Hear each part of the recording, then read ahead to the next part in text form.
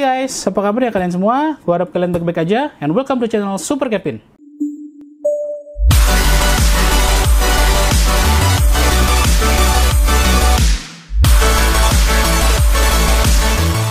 Di video kali ini, gue mau sharing ke kalian tentang sebuah casing komputer. Ini casing desktop, tipenya ATX, panel kekinian dengan side panel tentunya dari tempered glass. Seperti kalian bisa lihat, ini mereknya adalah Prime. Untuk tipenya, ini Prime AG atau Prime AG. Dibacanya nggak tahu, mungkin apakah ada cara bacanya yang pasti.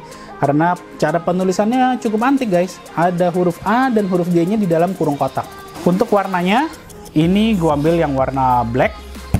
Dan di pasaran ada juga yang warna white. Warna white-nya sih cukup keren. Tapi karena setup di Go ini nggak ada warna putih, jadi nanti aneh dia belang sendiri. Lalu untuk beratnya ya, beratnya sih di sini ditulis 7,5 kilo untuk dari si casingnya sendiri. Lalu kalau gross weight ini mungkin sama packingnya ya, sama packingnya itu beratnya 8,5 kilo. Oke, langsung aja sekarang kita unboxing dulu, kita buka dalamnya seperti apa.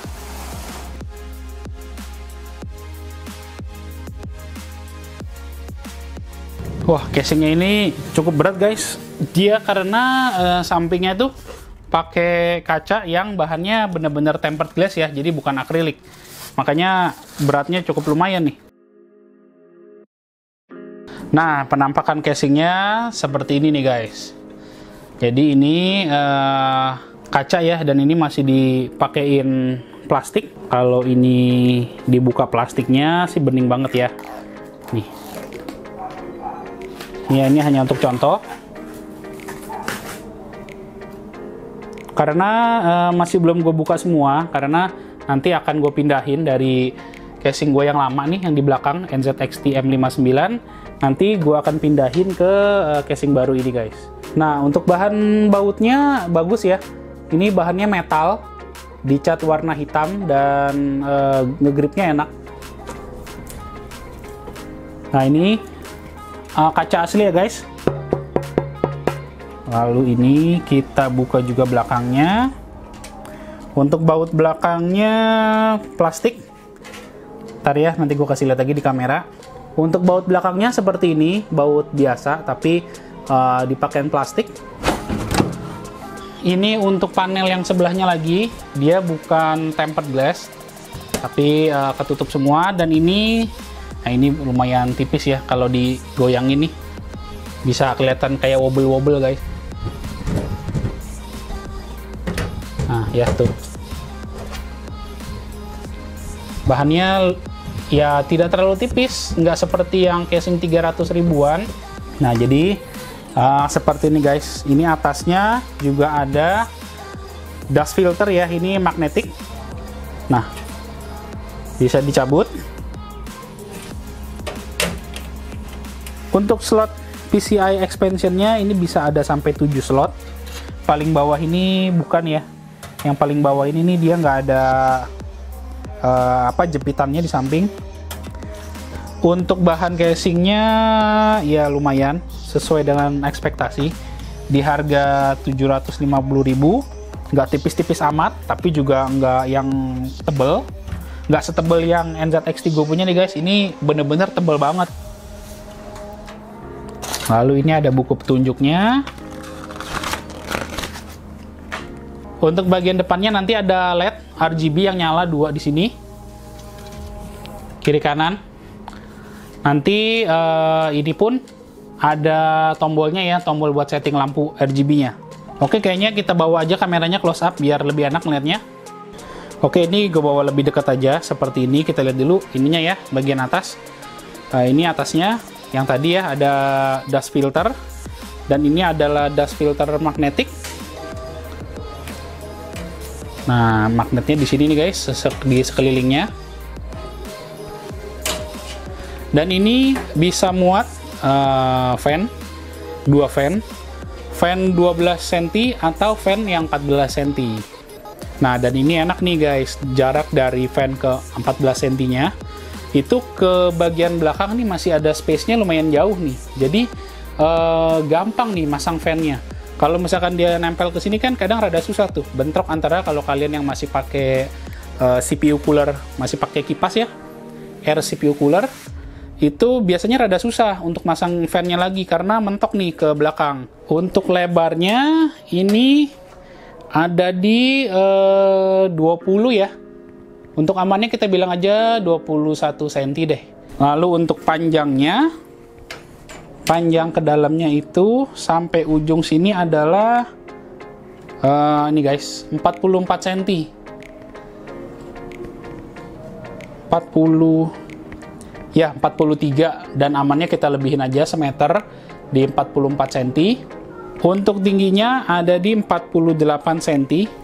Ini 48 lebih ya, mungkin amannya kita bilang aja 48,5. Jadi ukurannya tadi ya sekian deh, gue tulis aja.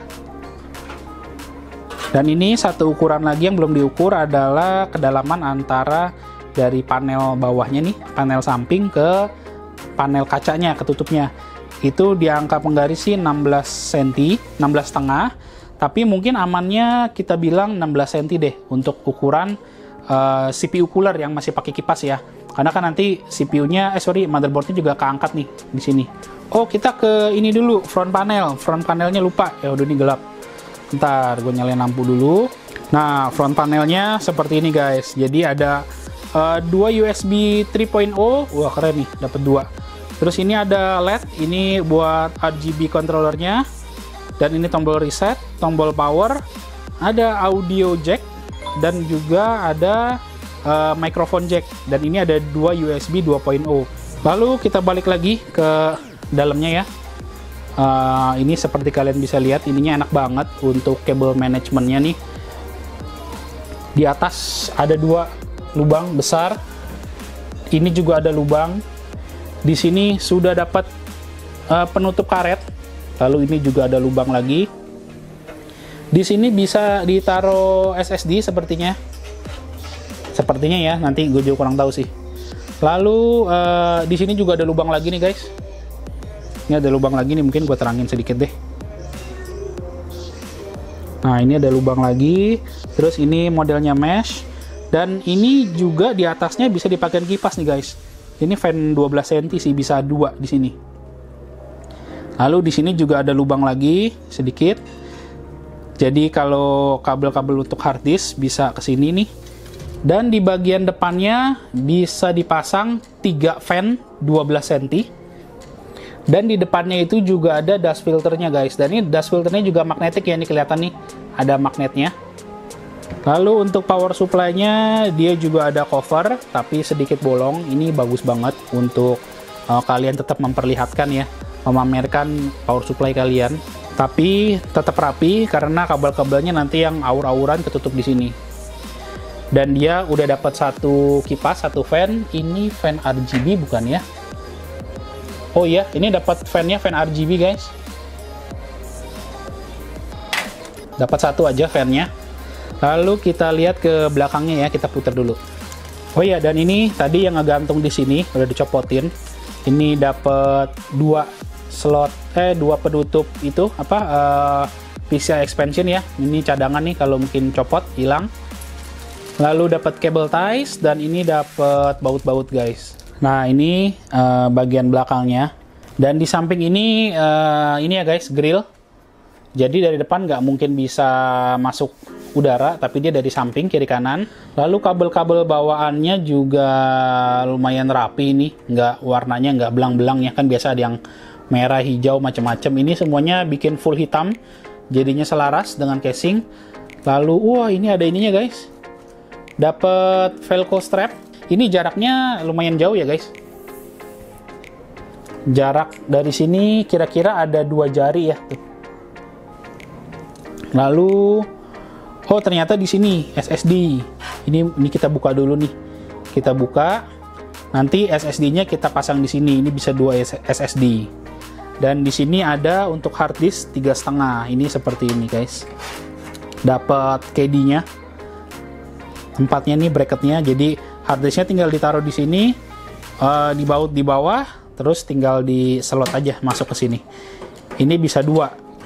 Lalu di sini untuk power supply-nya dan kabel-kabel uat-uatannya itu bisa di sini semua nih. Untuk di bawah bagian power supply ini juga ada udara, dan ini ada filter. Filternya juga magnetik. Ternyata panjang filternya sampai ke bawah tuh, sampai ke depan, sorry maksudnya. Filternya panjang banget, filter dust ininya, dust filternya. Oh, dia ada klipnya, pantas tadi nggak bisa kebuka. Ini juga nih guys, lupa tadi ya, untuk gap antara meja dan ininya, casingnya juga lumayan, jadi pembuangan angin juga nggak mentok, bisa keluar semua, aman lah untuk masalah ini ya, airflow. Oke guys, jadi nyala lampu LED-nya seperti ini. Ini gue colok dulu aja ke power supply, belum dirakit. Jadi untuk sekilas dulu aja.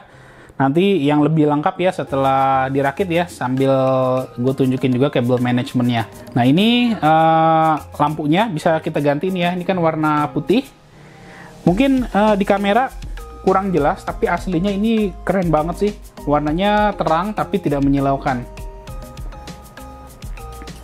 Lalu ini kuning. Ini entah kelihatan gak ya di kamera jadi warna kuning. Lalu ini biru, birunya biru muda, cyan. Lalu ini pink.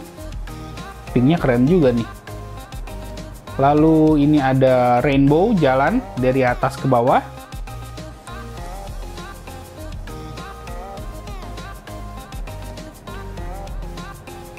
Lalu ini juga rainbow juga, tapi ini lebih cepat ya, ini kayak efek raindrop gitu, water drop, jatuh, seperti air jatuh.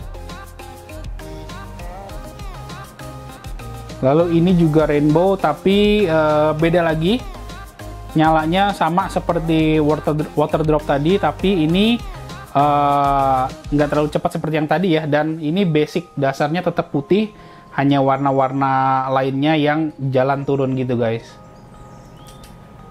Ini warna merah. Oh ini ganti-ganti. Merah, hijau. Jadi ini seperti blinking tapi berubah warnanya dia kayak breathing pelan-pelan. Lalu ini rainbow lagi, jalan semua warna jalan ke bawah. Ini lumayan banyak ya warnanya. Sorry maksudnya mode RGB-nya. Ini juga sama lagi, rainbow lagi semua. Oh, tapi dia naik turun. Tadi dia turun, sekarang dia naik. Jadi efeknya bisa dibikin simple dan ramai juga ini casing.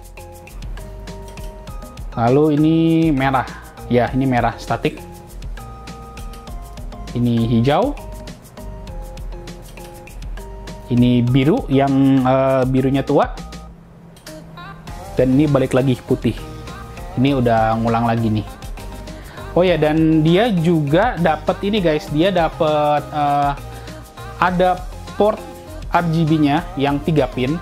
Jadi RGB-nya ini bisa dikonekin ke motherboard, jadi bisa sinkron gitu. Jadi kalau kalian motherboardnya support aplikasi ya seperti yang dari Asus gitu atau dari ASRock, apa ya, Aura apa gitu deh, pokoknya aplikasi-aplikasi setting RGB lampu dari motherboard ini bisa disinkronize lampunya ini.